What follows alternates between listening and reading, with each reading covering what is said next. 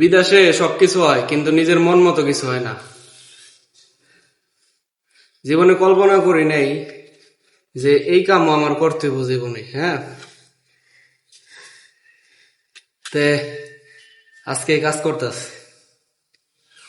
আসলে কাজে লজ্জা নাই, তারপরও বাংলাদেশে জীবনে কল্পনা করছি, জীবনে এই কাম ভাবি নেই যে এই কাম করুন, কিন্তু আজকে রিজিক আমার এই কাম নিয়ে আইছে।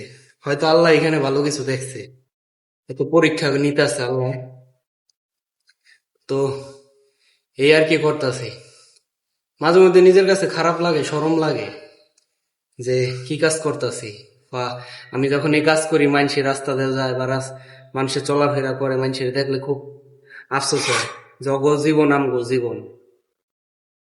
তো একটা টাইমে আল্লাহর উপরে আবার তাওয়াক্কুল করি যে না, কষ্টের পরে সুখ আছে। এই কাজ করতেছি, ইনশাল্লাহ ভালো কিছু হইব। কাজে লজ্জা নাই।